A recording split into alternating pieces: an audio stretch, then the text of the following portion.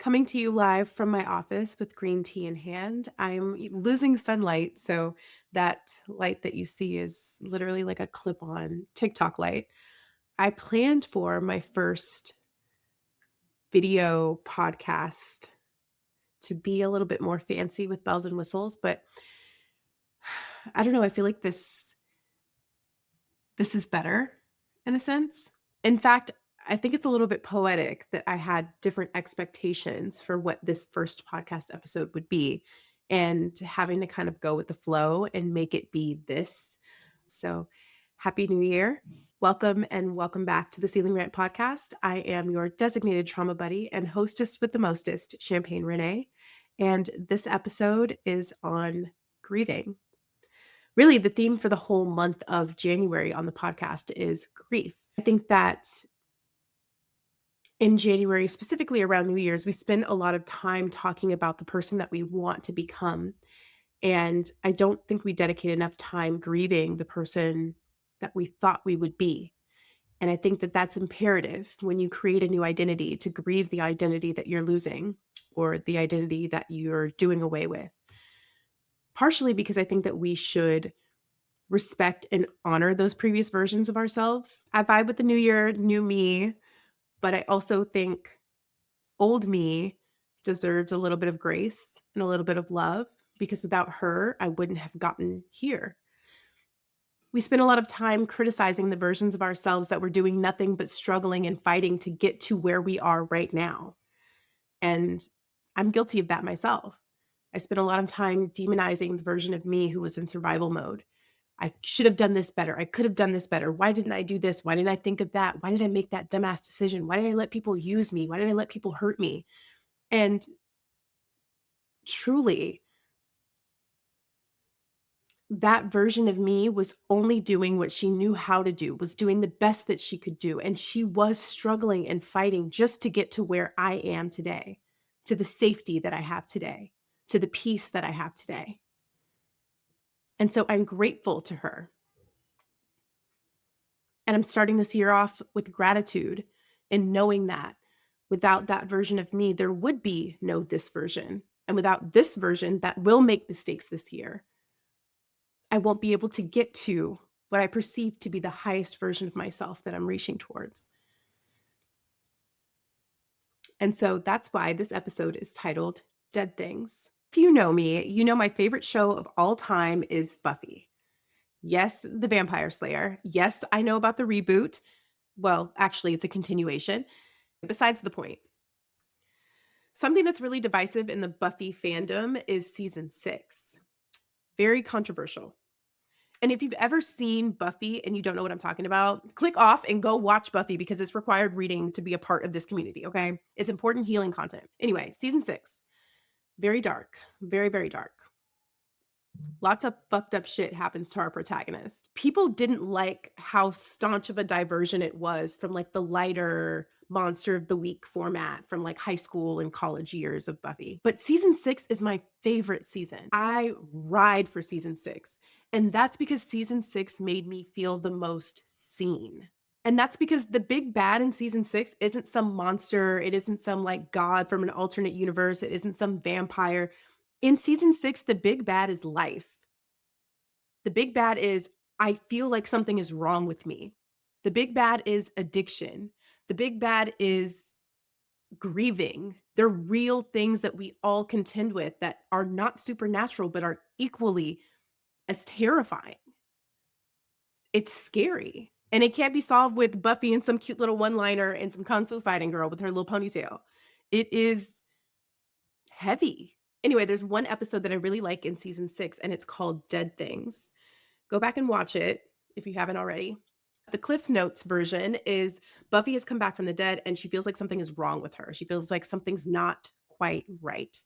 She doesn't feel things like she should feel things. She isn't experiencing the world and life and her humanity and her vitality the way that she did before she died. And to add insult to injury, now Spike can hit her. It's a whole thing, okay? He had a chip, whatever. Anyway, she's trying to figure out what's wrong with her. And I think a lot of us who have repressed trauma have this similar experience where It's almost a disconnect, right? And it is a disconnect. It is a way of us safeguarding ourselves from our trauma by removing the emotional component and repressing a lot of our emotions, compartmentalizing. And if you are someone who's type A like me, we intellectualize our experiences, our emotions, right? I feel shame. I feel frustrated. I feel lonely. But do you really feel it, or can you just recognize it? You recognize that you are experiencing these emotions, but you're not really experiencing them. You're not really feeling them. You are seeing outside of your body, like you're floating above your body, and you can see that person feels shame, that numbness. And it's not really the emotions that you have to grapple with. It's the numbness because you feel like something is wrong with me, that I don't feel things like everybody else feels things. Something's wrong. It's that panic, that fear of wrongness, of something being defective.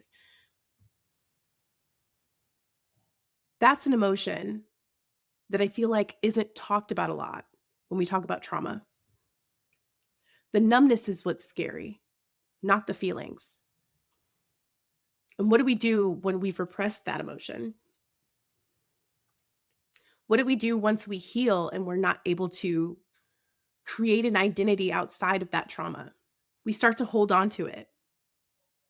We start to romanticize the feeling of loneliness. That's why a lot of us still have so much nostalgia about our emo period, right? There's this romanticizing that some of us do, romanticizing pain and loneliness and solitude. In my annual rewatch of Buffy this year and watching and thinking about the episode of Dead Things, I started to think about how we sometimes try to push ahead into something new without properly grieving and feeling and experiencing our expectations and what we thought would happen, the life we thought we would have, the body we thought we would have, the parent we thought we would be, the relationship we thought we would have. How many of us are holding on to dead things, but trying to start something new? Like refusing to cut your split ends when you know you need to cut them split ends, girl, because you don't want to lose your length. How many of us are holding on to dead things for dear life? How can you ever expect to start fresh with a rotten foundation? Okay, a little dramatic, I know. But on that note, and while we're on the topic of discussion, I'm going to usher us into a little bit of a segue into my conversation with my friend Sam. Sam is an artist and a creative. He lives in New York City and he is doing some really incredible things. He actually just finished a book and it centers around loss and grieving, specifically of a relationship, a story of grieving a relationship, and what that looks like. I think what a lot of us think about when we think about grieving is death, right? But we're thinking about the physical death of someone. And besides physical death and your career, what about relationships ending?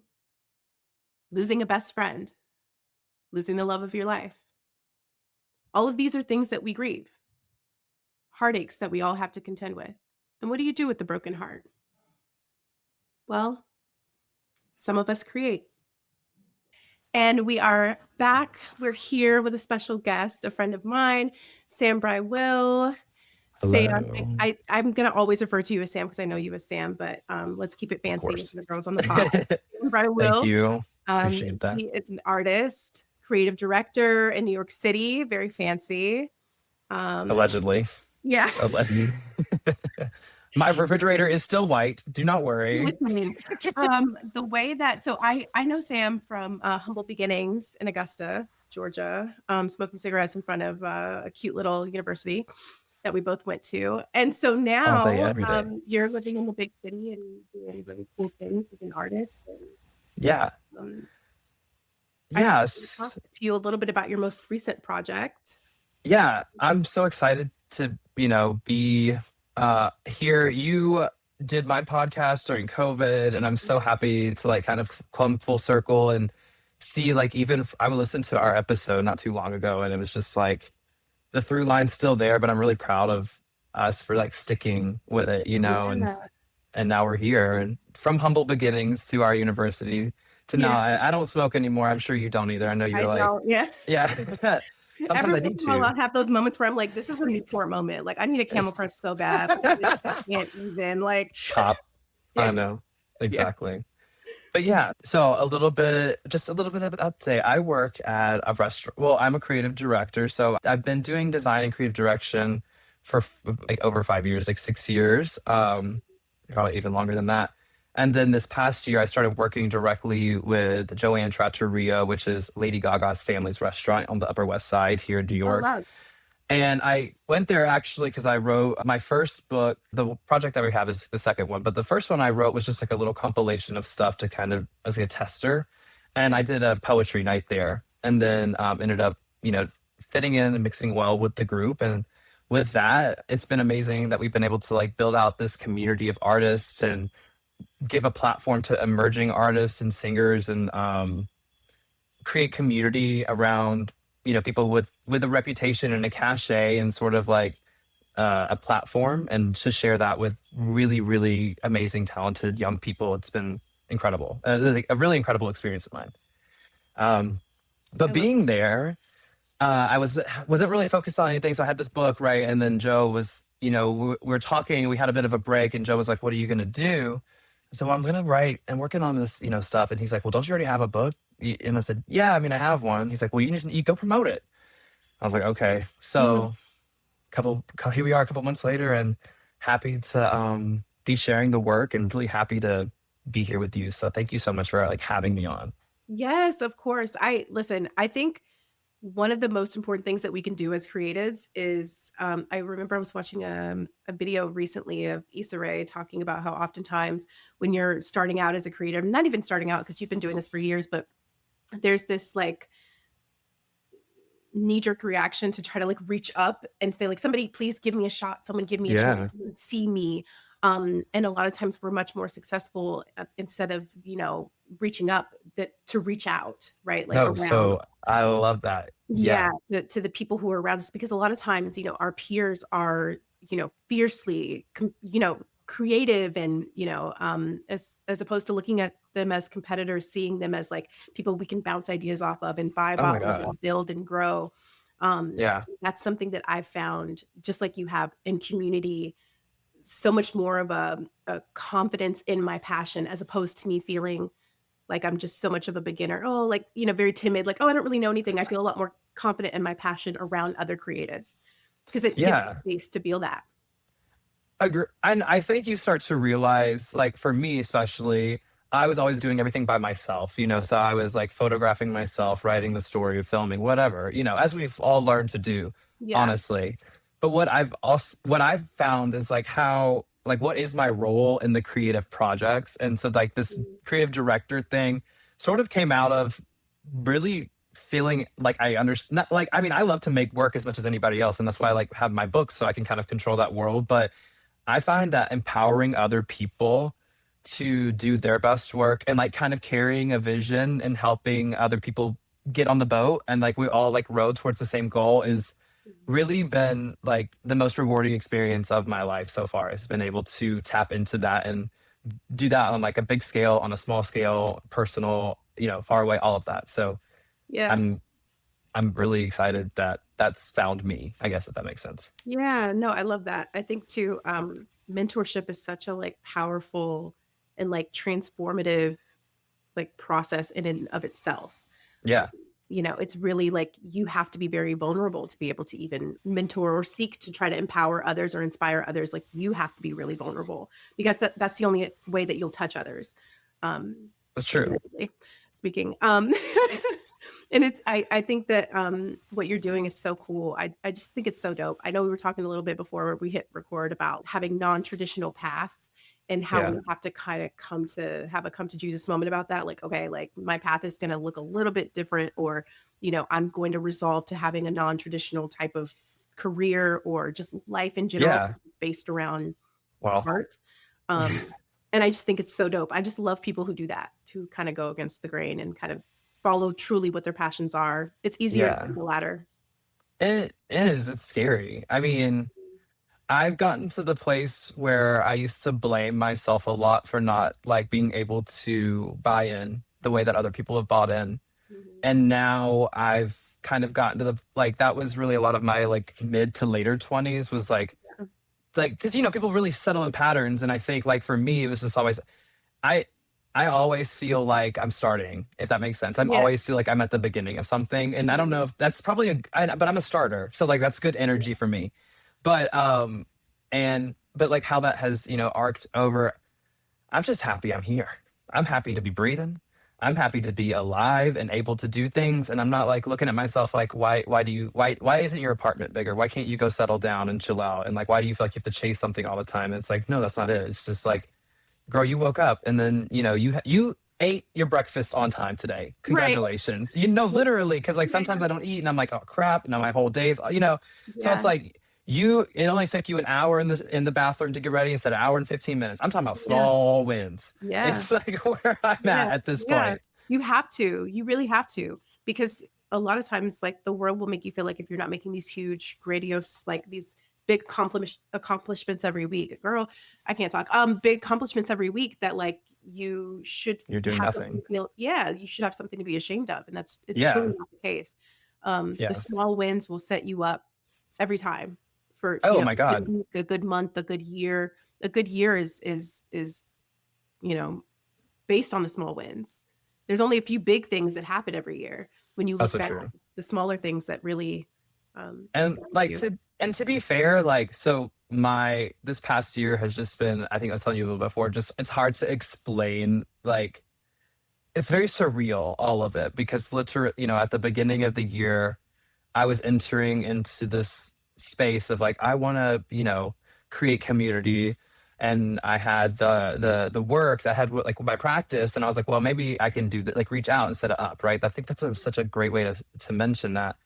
And I did. I reached out and up a little bit, and then I got pulled up, and I've just Yeah. had a lot of opportunities, and it's not been, like I would say nothing has been glamorous at all, but for me, I get so overwhelmed, like truly overwhelmed with like what's happening around me, and if I think about it too much, I get like really emotional, and I'm like, oh my god, like, do I deserve this? Like, how am I? Like, how did I get here? So Yes. that's where I like refocus away from like all the noise of all that into literally like, oh my god, literally breakfast was good. Okay, now I'm gonna go watch a couple TikToks. Oh, Champagne's doing icy makeup. Love that for her. Like, it's like Yes.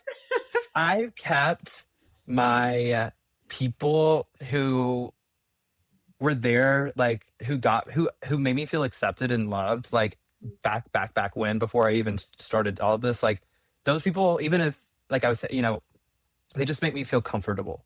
Like Yes. it's like they're like stuffed animals in a way that I just like all my hometown people, because Yeah. it starts to get a little bit like convoluted whenever Yeah. you get in a lot of these like more higher level situations, and it's always, if it ends up being about money or some sort of objective, it's like, Yeah. no, I Money or just, access, yeah. it gets really dicey, and it's hard to Hmm. discern. Discernment gets really hard the closer you move towards you know, Success. success. Yeah, Quiet as it's kept. It's hard. It's when they say it's lonely at the top, like I get it. I Mind know. you, I'm not at the top. I'm just saying, I get what they mean because even like, the successes that I've had, it's really hard sometimes to meet new people and feel like they're interested in me and not interested in Oh how yeah, I can right. help. Correct. Or like Mhm. what they can get out of you or something like that. It is. Yeah. I find myself being like, I find myself going through period experiences of like expansion and retraction and like structure building.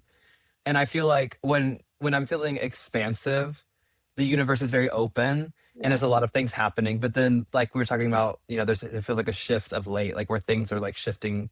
And I feel like as of in this moment, I'm now being more like not maybe more like internally structural, if that makes sense. Yeah. Like I gotta focus that energy, keep quiet, like head down, grinding it out, which there's space for both. I think, for me, it's just all about listening to the universe or, into like keeping myself open Yeah. to what's in front of me and not pushing things and just responding as opposed to like, begging or like, that Yeah. sort of thing. Wearing Yeah. myself out with things that I don't really need, you know? Yeah, and I think a lot of that energy too, that like kind of like nervous and worrying energy as creatives, it's good for us to like redirect that energy and like kind of manipulate it into the creative work, like into the work, right? Yeah, Like, or absolutely. all that energy and all that like pain or stress or anxiety I'm feeling into creating something that can be beautifully relatable to other people. And I think that's a good segue into your book because I absolutely found it relatable. So, Sam, tell Thank us a you. little bit about A Year Without Touching You.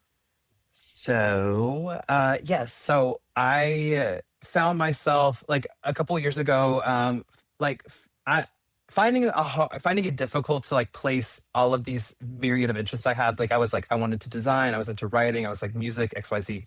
So what's been for me like my location has always been kind of, or my environment has always been reciprocal to like what I'm able to make. So when I was in college and I had a lot of space, I was doing a lot of photo shoots, whatever. But then when I moved abroad, I started designing. So like when I moved to New York, I was actually moving a lot like around and I was not really able to carry like all this equipment with me. So I started writing. And then I found a through line, made the first book. And I didn't really think I was going to do anything else about writing. I was like, okay, great. Like I did that one project. Now I'm going to do film or something like, like let's Mhm. do that. And so then I went through a really like massive breakup of a relationship. And it was kind of at the same time that like I was starting to get like recognized a little bit here in the city. So it was really weird because the it was just like there was a lot of good things happening and a lot of bad things happening. And I had like a divisive split of personality almost. And it was sort of like Mhm. my like the outside persona of what's happening is like, oh, like Sam is very well put together. He's so creative and he's like fresh and da da da da. But like if you like, and then I come home and it's like, I feel like I have bad food habits. I literally can't sleep. I'm drinking, I'm eating, I'm smoking, everything. Like I am fighting with my partner to the like nth degree. So it was just like this weird space. And then after the breakup, I was like, oh my God, what do I do? Like I was literally like, what the fuck? And I just started writing. And I wrote from what like around 1 month. And it was this cathartic process of placing memories and feelings in something that could hold them for me that I didn't have to carry it around with my I could not I was not going to be able to survive everything from like I was like in that way. Like there was like no way that I was going to be able to carry that around with me. And I had also like my childhood was quite challenging as well. I mean, life has been very interesting for me, but like childhood specifically was challenging because I didn't have a lot of agency over like where I was, right? So I was like experiencing that. So I mean, that on top of like that trauma, like the vintage trauma on top of the new trauma, and we're gonna call it I'm that. I'm exclusively referring to it as vintage trauma from now on. It's not I childhood mean, trauma, it's no, vintage. it's vintage. It's vintage at this point.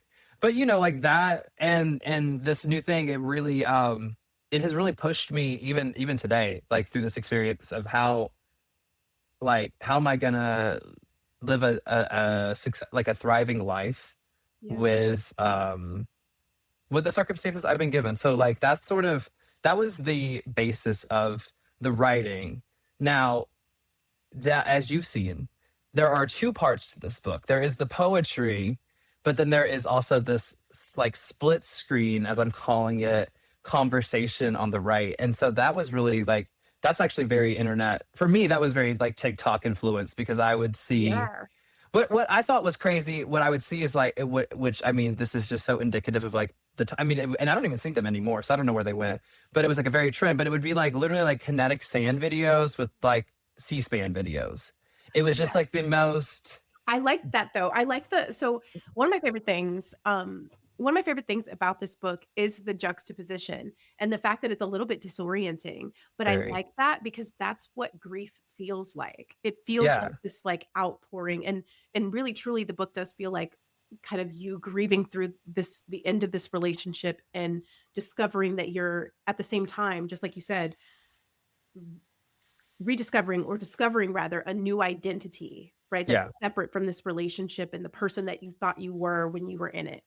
yeah, And what that feels like, what that process feels like to both be grieving while also creating something new at the same time. And yeah. so I think it's really beautiful and it's you know, it was very, Thank very you. touching and very relatable to me. as someone who's experienced immense grief, in a season of my life where I was also trying to decide who I wanted to be and Yeah. discover who I really was. So I think that was really really interesting and very very very cool. A really good representation of what grief really feels like, right there on the screen, to be kind of like this barrage of emotion and very strong emotion, and like this Yeah. chat that seems almost like, I don't know. I don't even know how to describe it. It's really cool. You can talk more about it. Yeah. I mean, I think so the subtitle is so the book was really originally called A Year Without Fucking You. I'm Yeah. not and it was that for a long time, and it still to me is that, but I was just thinking like whenever I was, told to promote it, I was like, oh my God, can you imagine this like 68-year-old man reading this book about like somebody he's very close with, A Year Without Fucking You, like over and over. So I was like, hang on, Wow. and not that I am an advocate for changing work in that way, but I felt like, this is also a practice of creating space for other people, because I personally can be quite like I'm entertaining in an embracive way, and like it takes a strong personality to like be able to roll with me, but other people appreciate the boldness. But I mean, in that sort of work, I think it should be tender but real. So the subtitle is Eulogy: A Practice in Closure. Yes. And that was like sort of a way to frame the work as well, because it is, for me it was like a poem beginning to end. It was sort of like, you know it just felt like an argument. Like I was literally having a like, and I think I said like this is a one-sided I argument for a learned it. two-sided Mhm. situation.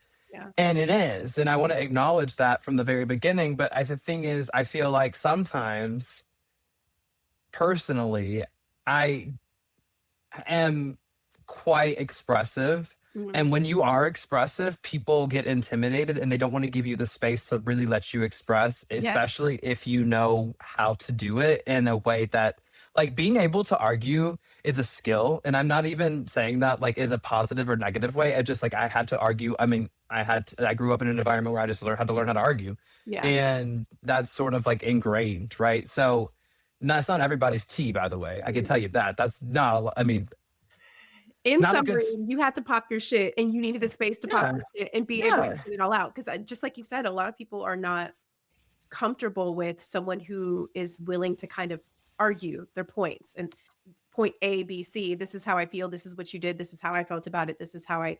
A lot of people correct. feel a lot of people feel it's very confrontational, or they feel like it's And very attacking. aggressive, and Yeah, so then we tend to retract. shrink and minimize Hmm. ourselves, and then you leave the conversation thinking, "I didn't even tell you how I felt. I didn't Yeah, I even didn't like. What was the get point of it all out." that? Mhm. Yeah, Yeah, so I think that's beautiful that you had the gave yourself the space to have yeah. that argument.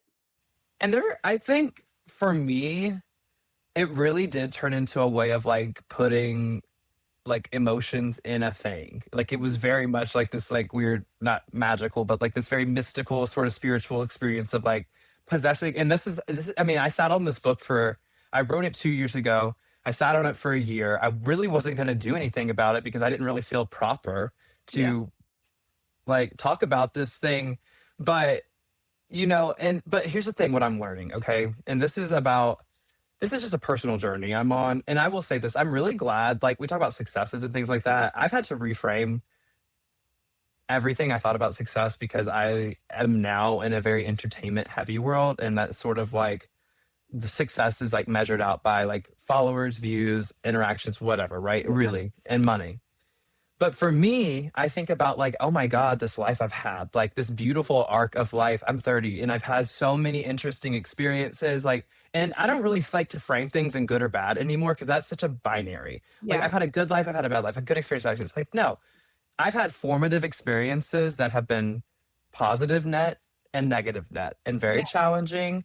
And all of that has led me to kind of give up and let go of this control that I thought I needed to Mhm. have and to embrace the spot it feels spontaneity to me, but Yeah. this actually beautiful mastermind plan that the universe has for everybody and how we're all connected. And that's what's so crazy is like even this experience right now, there's a reason that we're linking up here this time, whatever. And the reason for me is very different probably than the reason for you. But the thing is the universe knows that those things need to happen at this time. And it's sort of like if I don't trust that, then I have nothing, because what the fuck am I doing? Yeah. And I think like that sort of conversation even comes out in more so in the in the like AI conversation Mhm. than the other one. But I think there is the relate. So I did this installation like oh god, 10 years ago. It's been a long time. But it was for like this collective I was back in when I was living in Athens, Georgia, and I worked with a poet. This is before I started writing, but I worked with a poet, and I had these like I created an environment like this vintage environment. I had this like fur rug and this really cool typewriter, and I had these two TV screens and kind of set up like a living room, like a sort of like groovy Oh, that's living room. amazing. Okay. Yeah. And then you were invited to, as the audience member, you were invited to come into the space and Mhm. sort of experience like to get comfortable in a space. And then there was these two TVs on each side, and then they were playing audio. Wait, And so you one were was performing in this fucking vintage living room and people. well, I wasn't perform. It was like it was an installation. So it was like set up in a house. We set up in a house. Everybody had a room. So Oh, I okay. had in the room that I had was like it was like two-sided. There was like a bed on one side, and this girl had set up these projections. It was really cool. And then Yeah. there was like my area. And so if you were the as an audience member, you come in and you are invited to sit on the rug and sort of like take a note. There's like comic books. There's a lamp. It's sort of like hanging out, listening to like a record type of deal. Like I just imagine very groovy times, right?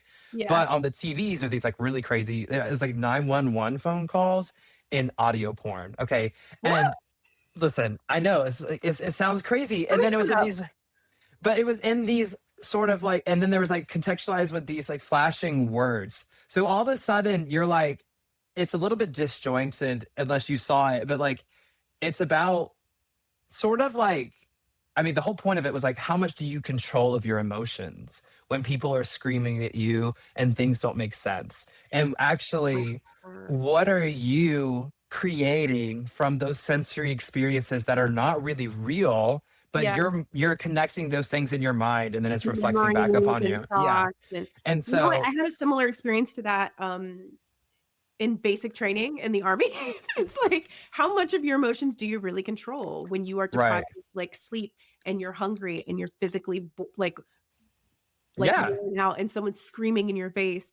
Yeah, the sensory overload, that is wild, but yeah, that's It's a little I'm heavy handed. very yeah, yeah, I would assume that it's very effective though, and I think people, I for me it was like I had a lot of now I would probably do that a little bit differently and maybe a little bit more like tight with a bow. But I mean, I think there's time and space, right? Is at that point in my yeah, life, I was like, I'm gonna do everything that you like. You guys must understand that I'm here to make a statement. That was sort of like the mentality. And with this book, I've I've exited that mentality of wanting to be so outwardly loud, and mhm, now I'm really focusing on like writing style and like in attributing to like like not talent but just like a sort of like elevated researched and practiced style of writing, and how to be experimental within that. So yeah, yeah, I think the poem itself feels to me just like a cathartic argument, and the AI conversation happening is sort of like, I don't know. It's weird because you can like look at the book and it'll like you'll just like a title, but like maybe baby might flash out like the title, and then you look over and you're like, oh, he's talking about killing everybody for world peace. How fucking weird is that? But like, what does that even mean? It doesn't really mean anything. They're just happening simultaneously. But like, you as the audience are like, it's like setting up walls. Like you're kind of, and not in a boundary way, but just in a way of like setting up space. And it's like you're invited to play in the space if you want to. I mean, it's not easy. This is not an easy work. Like, and I now the more that I talk about it with other people and have their experience on it, and I'm like, well, damn, like I have a lot of actual. I didn't recognize the responsibility that I have as a maker. If I'm going to make something like this and challenge people with this sort of thing, I need to understand that like that's actually the intention. A part that's a part of what I'm doing. So this has also been a learning environment about how to like be conscious about who's interacting with your work and like what are you actually eliciting from them, honestly. yeah, yeah, I think, too, when you're talking about putting everything in, like, in rooms or, box Yeah. them together, not really putting them in a box. To me, it feels akin to the feeling of like compartmentalizing, right? The way Oh that yeah. we compartmentalize when we're experiencing significant trauma. And a lot of times loss of like, a really important relationship or, in our life or grief or whatever can cause us to have that same reaction because it is traumatic in a lot of ways. And we do compartmentalize a lot of our feelings and repress them. And, maybe while something else simultaneously is going on in the background, which is why I think that AI conversation is like so poignant because it's like there's something else. There could be something crazy fucking going on this other side of your mind, but you are thinking about, I lost this person. Are Yeah. you with someone else? Are you, do you remember? Did you feel, were you there? Like I was there? Were you in it? Like Yeah. I was in it? Oh, that's Like you're it. having that while also the world is on fire. Just Yeah, so yeah. By the way, exactly. yeah, and they're very competing emotions, and Mhm. yeah, I think it's beautiful. Thank you. I for me, you know, I would look at it more like a piece of artwork in the sense that it's not meant, I don't feel like it's meant to be a part of like an esoteric story of like pulling things at a time. Like this is very much like its own encapsulated event. Like this is a movie in its own Yeah. way, right? It's like I'm gonna go sit and experience. And that's what I like about, I mean, and I'm very musically influenced. I don't write music, I think, because I believe that I'm just supposed to simply enjoy it. And I feel like for me, I'm one of those people, if I have an interest, I want to get into it. And then it totally like deconstructs everything, like all the glamour and excitement and the mystery You're around like, it. I I'm don't like, wanna oh, ruin I've it. ruined it. Mhm. Yeah, literally. Now I've ruined it for Yeah. myself. So for me, just in a personal way, it's like fun to explore that even. But like and after writing this, I think I'm like, I want to write something happy later, because like I'm like, You're I like, in the "Let's book, pivot."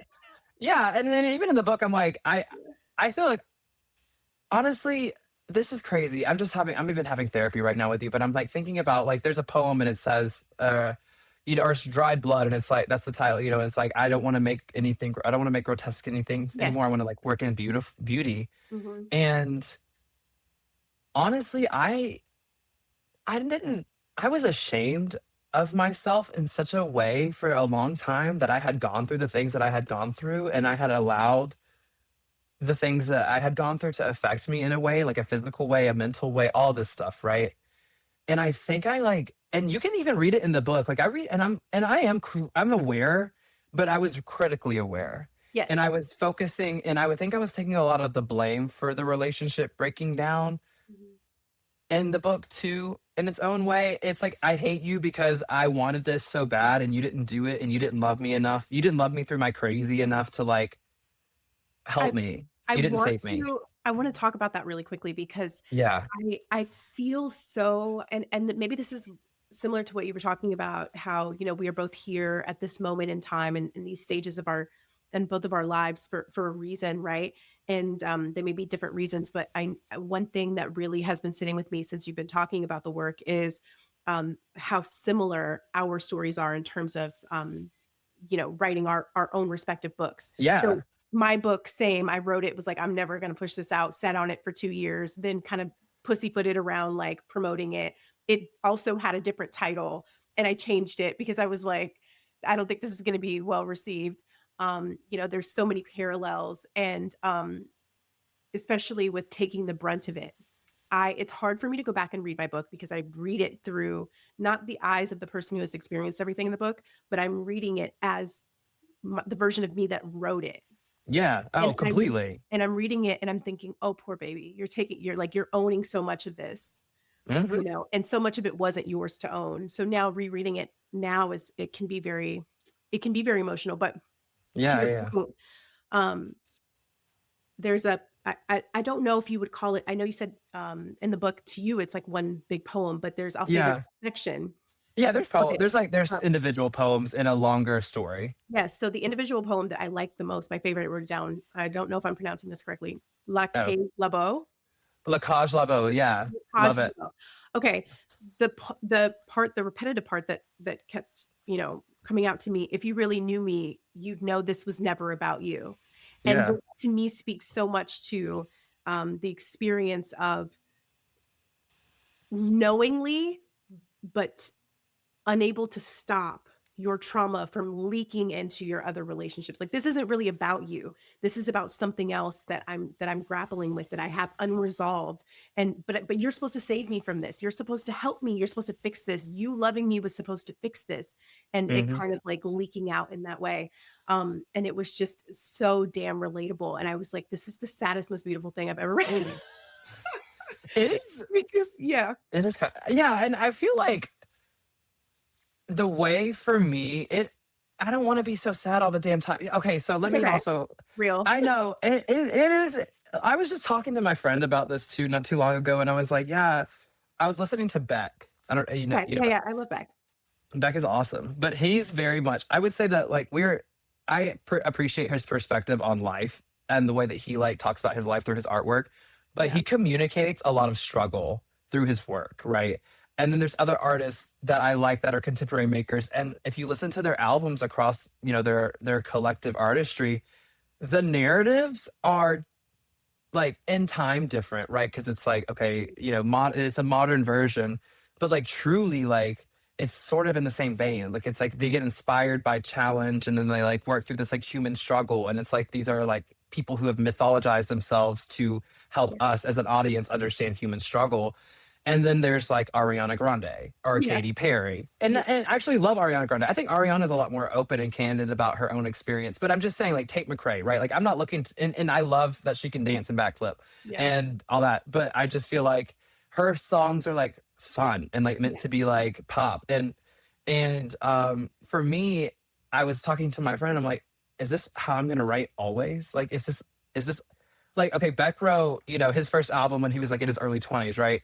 Yeah. Same similar, and then his most recent one, he's like 40 or 50 now. Similar shit. I mean, he's still going damn through it, and I'm like, damn it, like it's shit. But you know It's what? just Sometimes we're just more effective at connecting with people, that's it. connecting on a pain level, because maybe we're just better at describing or embodying or showing up, creating something that's really representative of that. Like maybe that's just That's our the skill gift. set. Yeah, Yeah, maybe that's our gift, being able. And I get that feedback a lot. That's like, oh my gosh, like when you talk about your trauma, I'm like, bitch, I wanted to be a beauty influencer. Like I wanted to just do makeup, like yeah. very like surface level. Like, bitch, I was trying to be Jackie Ina. Like I was not trying to be on here, anybody's therapist, but the way that I spoke about my trauma connected. And I think our gifts sometimes choose us and we don't really get Oh, we okay. don't have So, oh, yes, and to that, I listen. I'm gonna reference lightly here, but there's another pop star, not Lady Gaga, that I like a lot, and I was watching one of her interviews, and I pop culture is like very forefront for me. That's just like how I yeah, grew up, but the I VH1 think. kid, Yeah, MTV. yeah. Yeah. I love the 80s, Yeah. 90s, all that. Like very much that vibe. And for me, what I've always read, like the singers who were real, like the pop people who were real. I was into music, so this is like intersectional, right? But like those people who would talk about like, don't like believe in yourself, never give up, like keep going. Those people I always resonate with because I was like, I need this to keep going. Like this Yeah. feels appropriate, right? So like Madonna is what I'm talking about, right? So Yeah. Madonna talks about she was like her contemporaries like Michael Jackson and Prince. She was saying comparatively, she understood at some point that she was not the owner of her creativity, but she was the manager of it, Yes. right? And I was like, damn, Madonna, you really came through with that shit. And she was saying like Michael Jackson and Prince, as talented and like culture shifting and everything else that they were, they kind of got wrapped up in their own enigma Mhm. and they thought they were God instead of that we were all God, right? I'm paraphrasing that point, but what just to say that like that's very much how I feel Mhm. about. I mean, I feel like I just have a real. I'm blessed to see things in a way that other people don't see them, but I don't really feel like I can claim all of it. I just feel like I'm a conduit. Like that book, like the month it took me to write that book, it was literally me just like being completely open and feeling everything and like allowing the muses or the universe, Yeah. whoever, to like literally speak through me and like wash all of that like pain and make something productive out of it. And at the end of the day, like I didn't expect people. I did not. I don't know. I just like I've always when I was making work at the beginning, I was like, I want to make, and I want people to love, love, love, love, love, and I need that. Like I need people to see me. Please see me because I was never seen. You know, like my Yeah. parents didn't see me. Nobody fucking saw me. And I Yeah. was like, if I do something spectacular, if I get all these good grades, if I'm in every single club, they'll want me. Didn't work. If I do this, and this, they'll want me. If I'm crazy, if I grow my hair out, if I look insane, if I like try to be this thing, they want me. It doesn't matter. And maybe some people do, but that was me framing it incorrectly. It wasn't even about that. It's about the work. It's about the journey and making. And so when I finally got to accept that, and I was like, I'm just gonna do me and make for me, and Yeah. I did that for a while. And then it was a joy to share. It was like, oh, I'll just give it to my friends. Like, oh, my friend, like, hey, I made this book. Do you want to read it? That sort of thing. Yeah. And then, but now that there's been but this practice has it's like there's space between me. You and I know each other very well, so it's not Mhm. necessarily like one to one, but like I've been working with some other creative people and trying to get some projects going, and I've just been sharing the work just so they have reference, you know. Yeah. And then them being able to connect to the work, I was like, oh, okay, you know, it started to kind of it takes a life beyond itself, and Yeah. I know exactly who that work's about. And I mean, if you know me, you know who the work's about. And you know, I talked to my ex and told him that, you know, I was like, hey, look, I'm gonna start talking about this like publicly, and Yeah. you know, and he was quite supportive, and he was like, you know, do what you got to do, and like I hope him success. So Do you feel like like, that's part of do you feel like that creating this work and like you said, the process of this being very cathartic, which I relate to as well because I felt the same writing my book, and it does feel like a wash of you are kind of allowing the weight of all the emotions that you feel to kind of wash over you, and yeah, that release of that is its own gift, its own benefit, right? As opposed to trying to be seen, like you were saying. Do you feel yeah. like the process of like creating this book and writing and getting all of that out, do you feel like that was the most beneficial part of like grieving the end of that relationship or Yeah, my relationship with death specifically has sort of been like a little bit unconventional because my mother, when she was 14, had a brother who was 18 who passed away in a car accident, like tragically. So my mom, who's already anxious, acquired a lot of anxiety, obviously, from that experience. So I grew up in this sort of like awareness of death constantly. okay. And then, if that makes sense, like being very Yeah. aware that people could die at Even any to know. minute. Yeah, Like, yeah, yeah. yeah. So, like, and my brother's the same way. We're just very sort of like not desensitized to it, but just aware of it. And then we've had a lot of family members pass away, you know, like that sort of thing. I've never had extremely like directly close family members pass away. So that experience is not something I could speak to directly, but just sort of like, you know, like my grandfather, like he killed himself very randomly. And that was sort of like, what the fuck, right? Like, and it was just sort of, and seeing other people sort of like react so differently than you, like, I don't know how to explain it, just like the grief Yeah, thing, like, you know, like the shock and grief. I was always sort of like, oh my God. yeah, And kind of was there to be supportive, but I don't know, it's just always like, okay, like this is not like I didn't expect him to go this way, but I always know that it's gonna end. like And it's sort everybody of dies. like, Yeah, yeah, yeah. yeah, and it's sort of like, okay, like Yeah. it's not necessarily. And then with my very strong belief in like the, you know, universal planning and like this like connection that we all have, I mean, personally, I don't believe that death is the final answer. I think that there is a lot that we don't even know or need to know, that we're here to experience what we're here to experience, and that we move on to something else. And like that, as tragic as things are in certain ways, that like things happen the way that they should happen, we're not meant to know, you know. And that's probably easier for me to say than other people, and I understand and appreciate everyone's perspective, and I don't fault anybody for how they feel. This situation to me was a spirit, it was a very different type of thing, because I think, again, my identity was so much wrapped up in my relationship. Mhm. And my mom was like, it's gonna feel like a death. And I Yeah, was like, I don't know.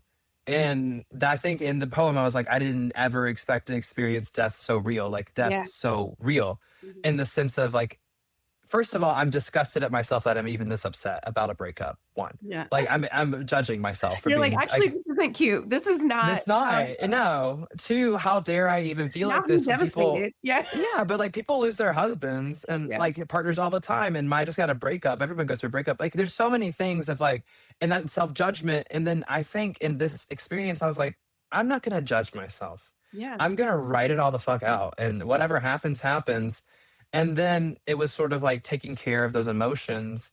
And I think a lot too in the book, there's a lot of like reference to emotional penance and spiritual penance, right? And like paying for like things. And for me, I started to realize how my own mental blocks were blocking me from blessings Yeah. and mental blocks were, and like, I've heard the concept of reoccurring blessings. Like when things are meant for you, they'll come around. They And come back if you miss around. them the first time, they'll orbit back around when they're meant to, right? And so like in that way, and I don't mean to be so religious and spiritual, but I kind of No. am in the sense that like I think that like, in that way, like the universe, God, whomever, this benevolent being prepares you for things in ways and and is patient and will give it to you when you need it. And if you Yeah. never get there, you never get there. But like when you get there, you get there. Yeah.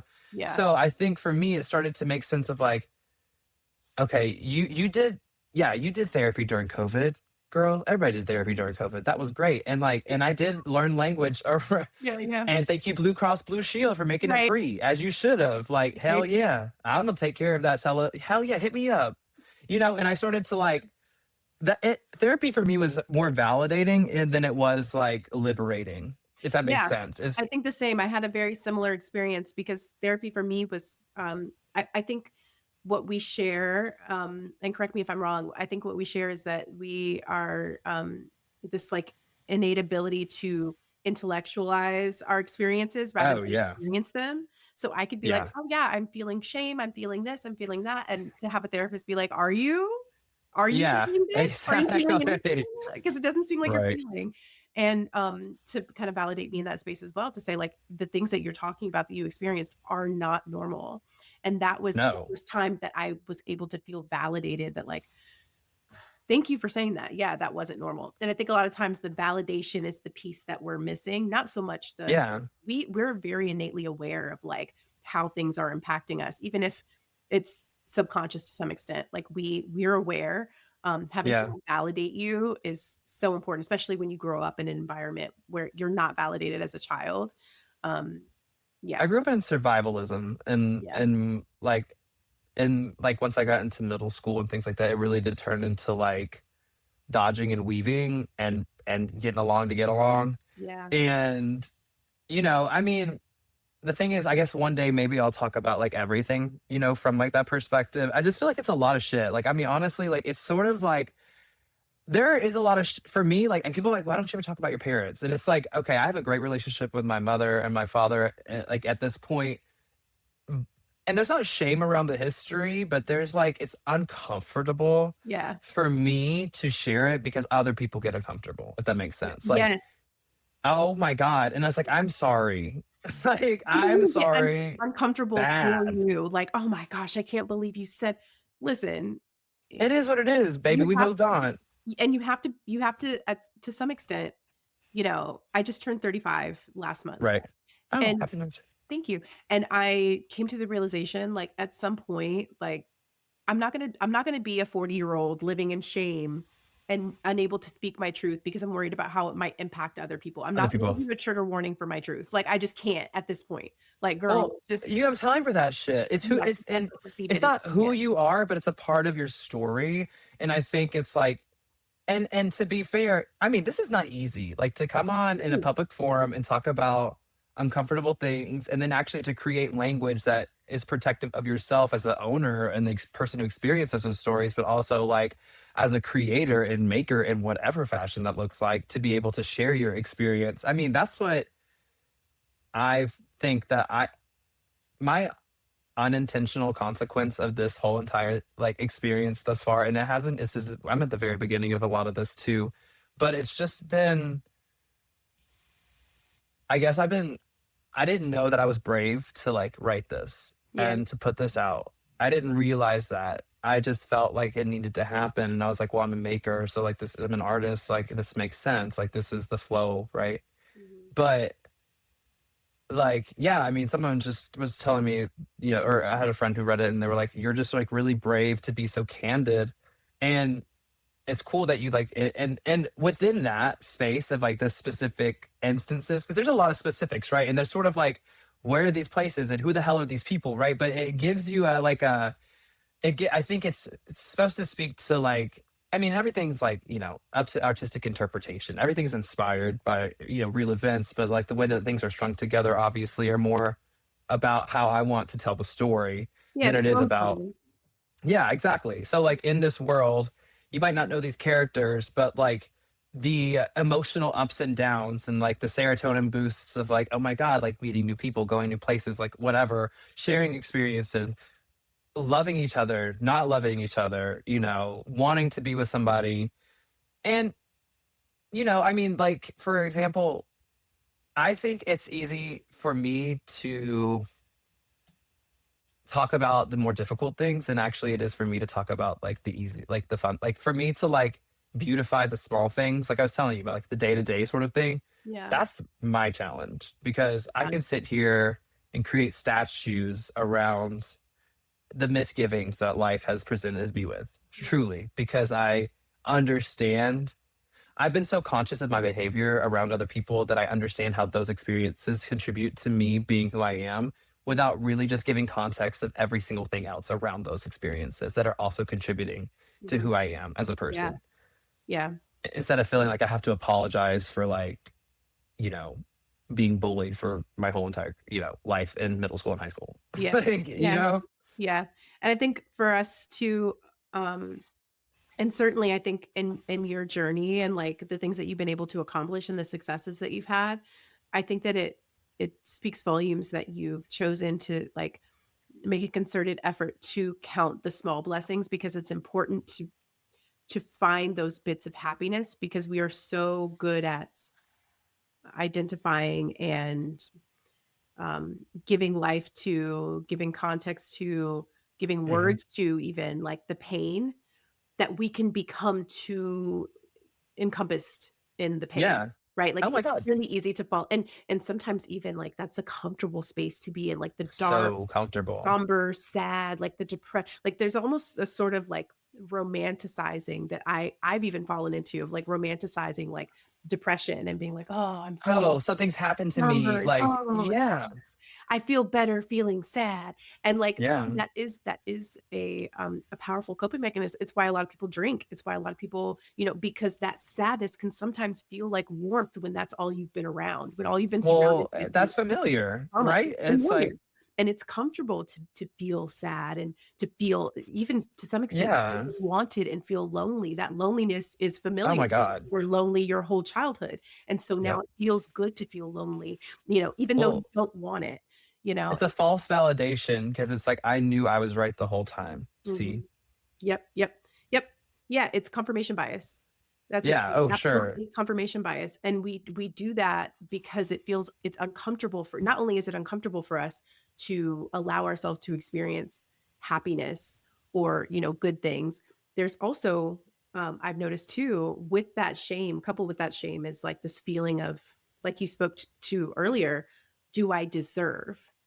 Yeah. I'm seeking penance, like I have to, this is karma, this experience that I'm having, right? Oh, very much. Yeah. Trying to analyze it and, make up whatever we need to make up to make it make sense.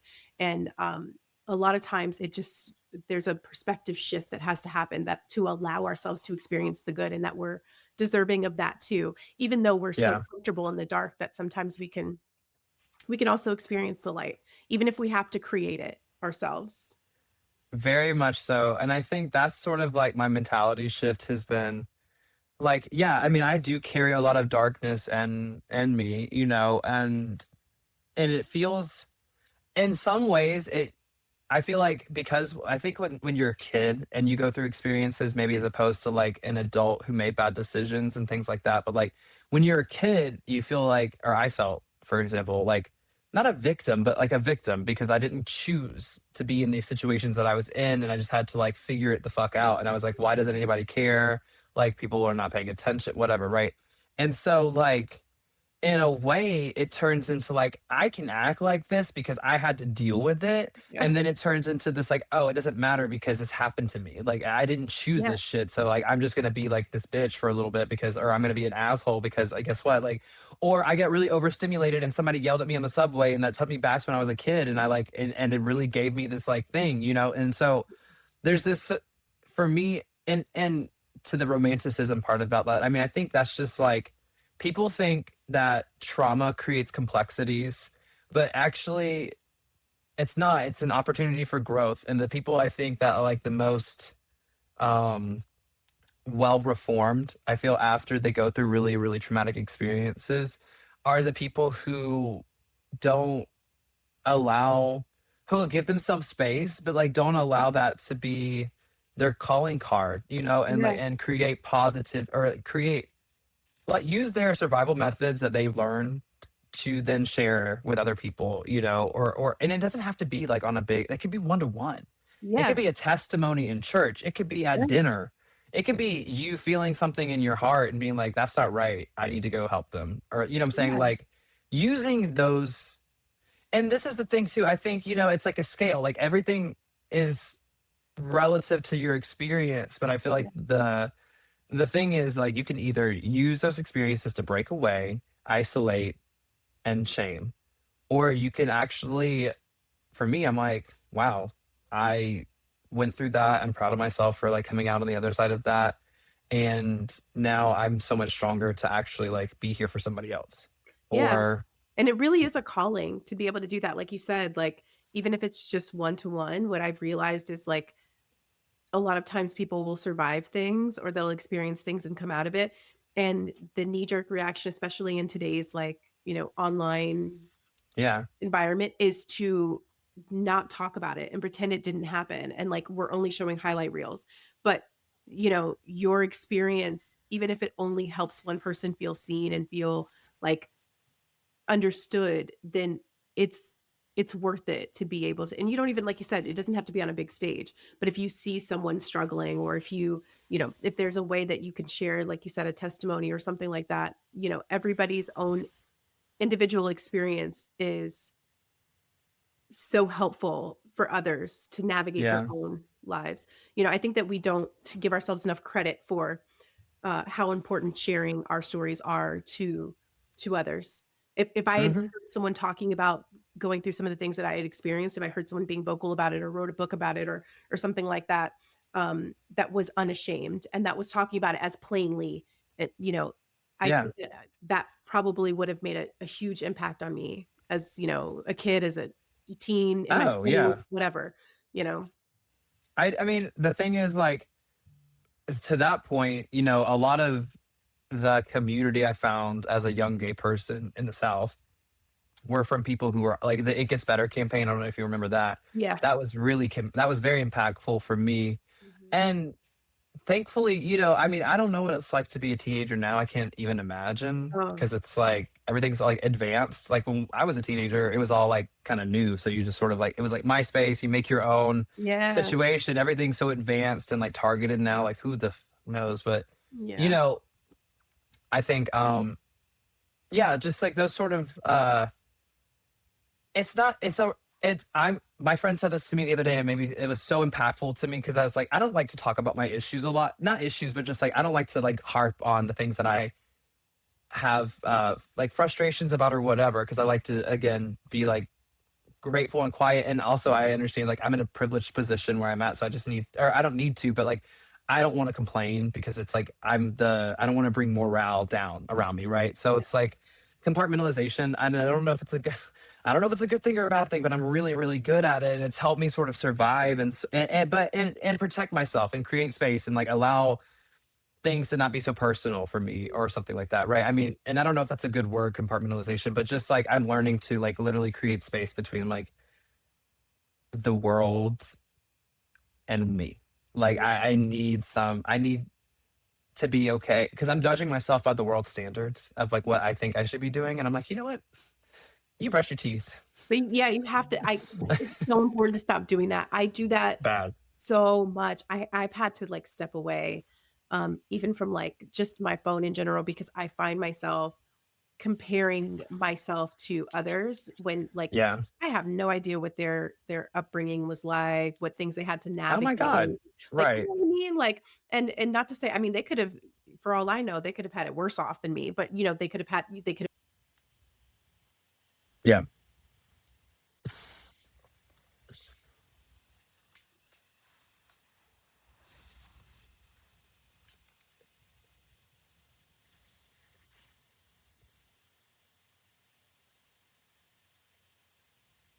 Yeah.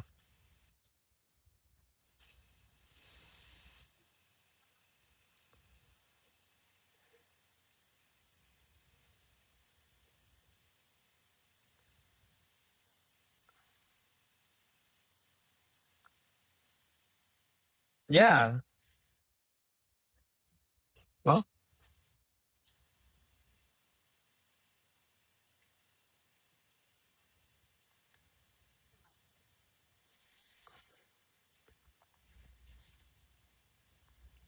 oh yeah. Oh my God, the noise is beyond.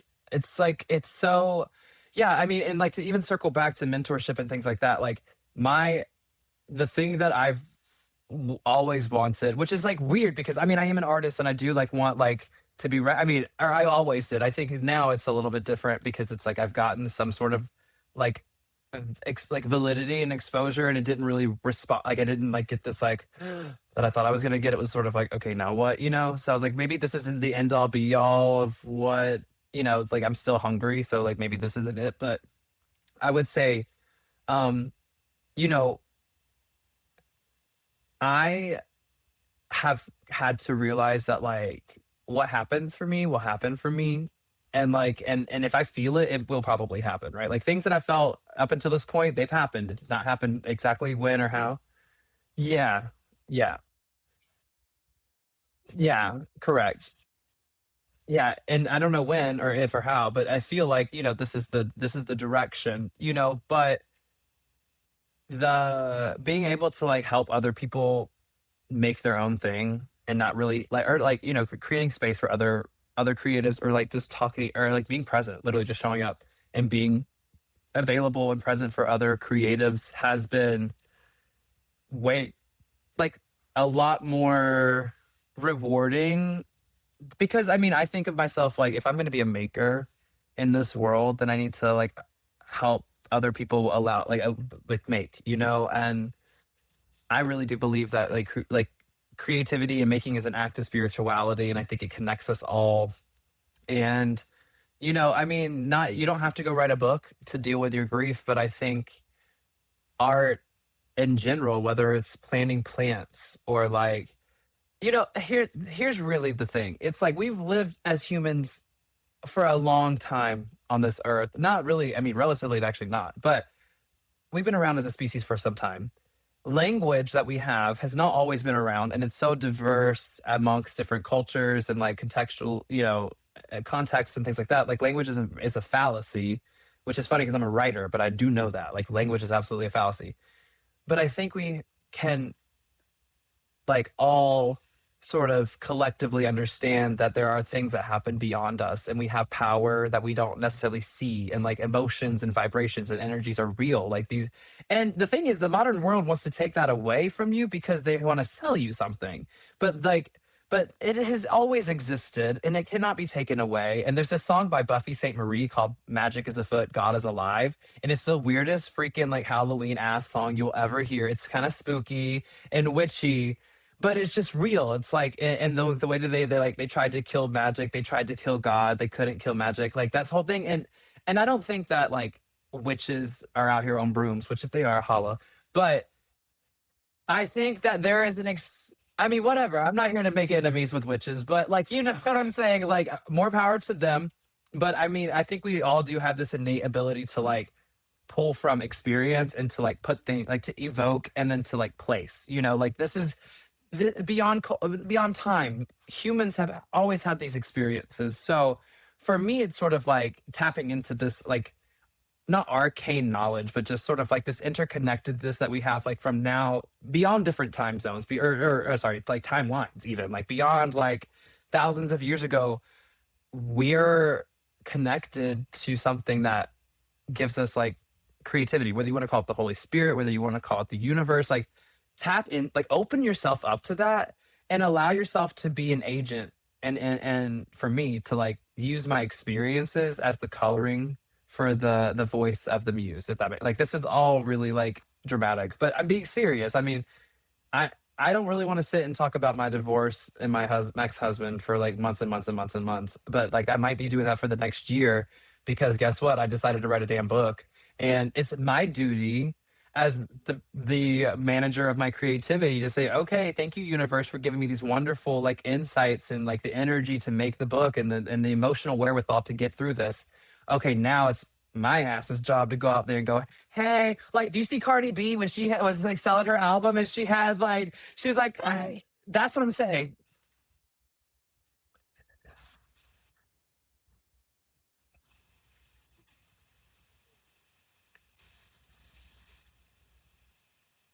Yes.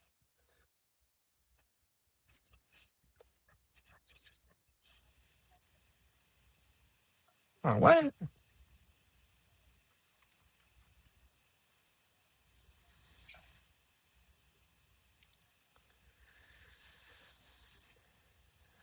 Yeah.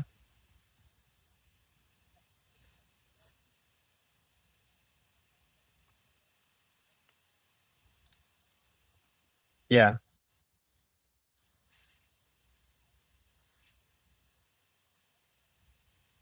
Right.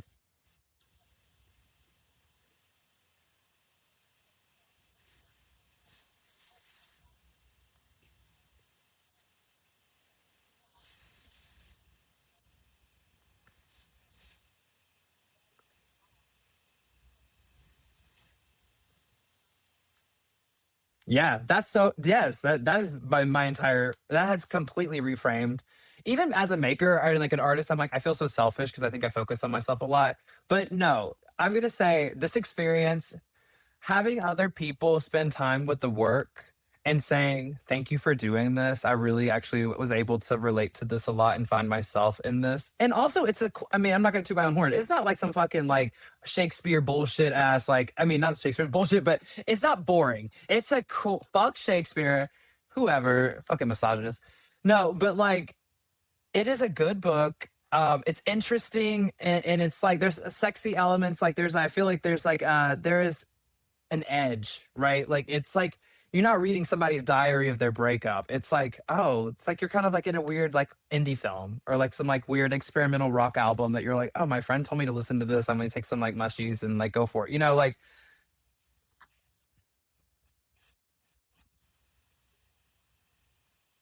yeah.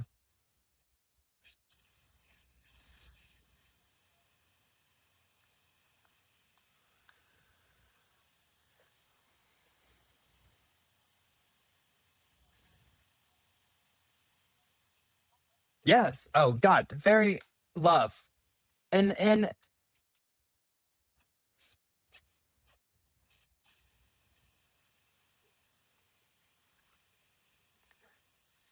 yeah.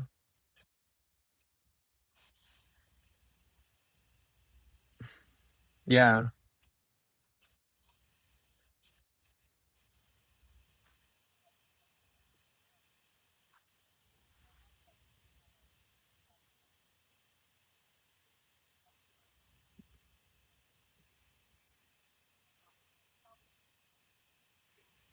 Yeah. Yeah, I agree. I agree completely.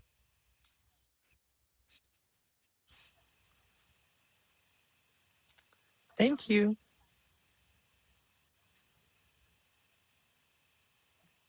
Yeah.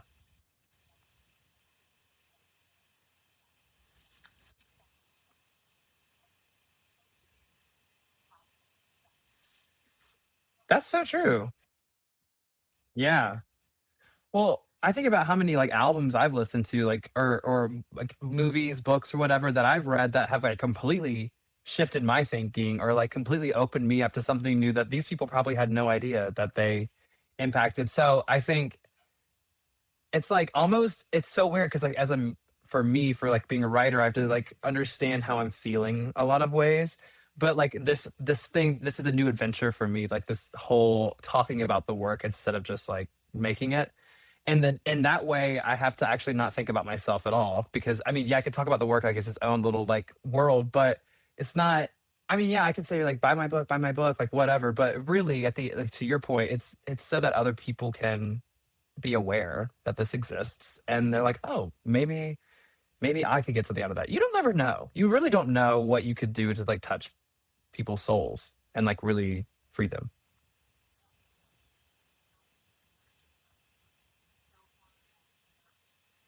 Oh, I know, I know.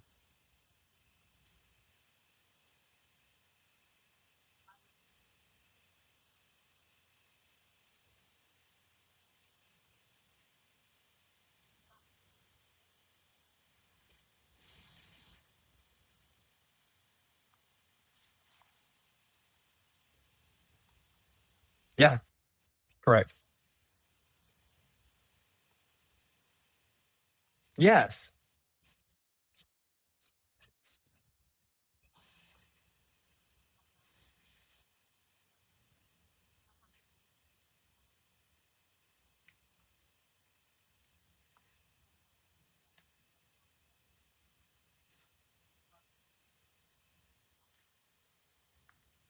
Well, it is because that's blocking your blessings from either helping other people or like actually getting like I'm telling like seriously, like it's completely blocking the prosperity of what's beyond that feat of making. Totally. Even if it's a small video, like whatever, like you really don't know. You don't know.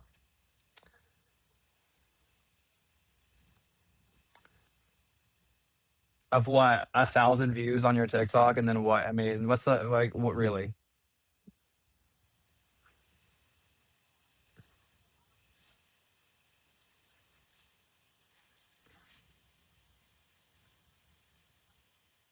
Oh, yeah,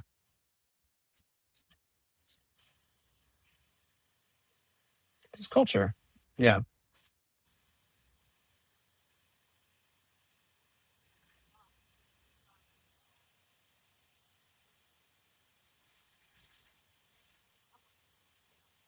right.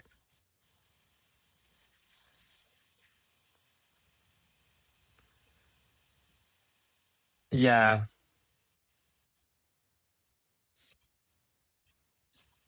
yeah. I mean, correct.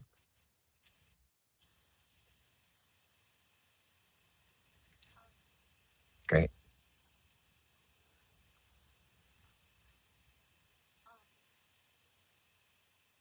Oh, okay. Yeah. So, thanks for asking. So, when does this come out? Do you like aside? This is coming out next week or this week, right? Or oh, sick. Okay.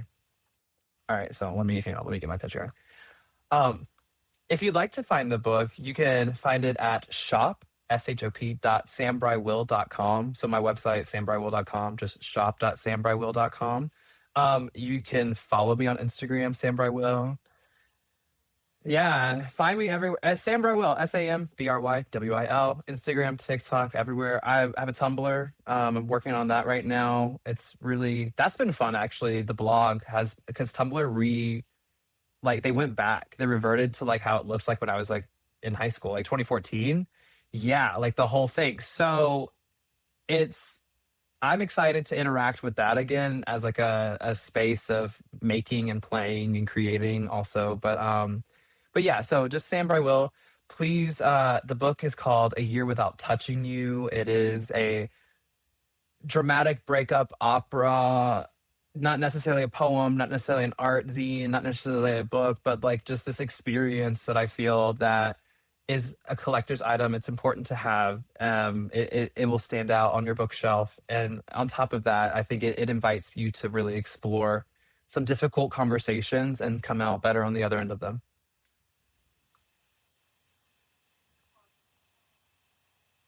my God, thank you. Same to you. I cannot wait for what's next.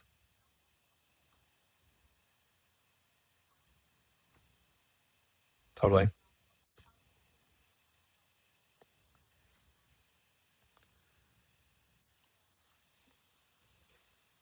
Okay. All right, I'm gonna give you a rant. Okay, here's my ceiling. Good luck with that.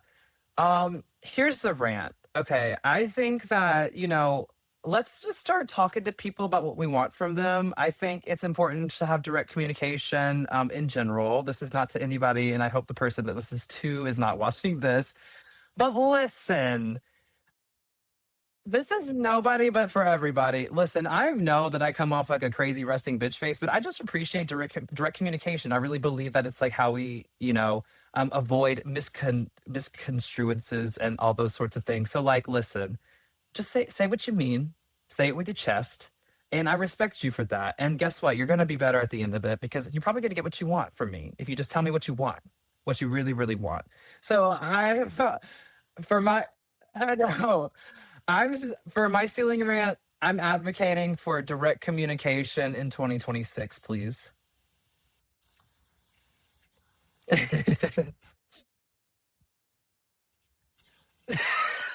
Hello.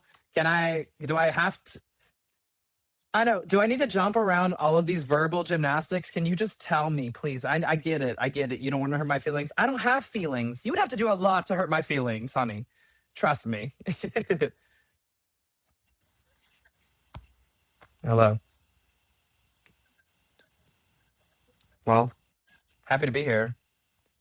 That's hilarious. All right. All right. Bye.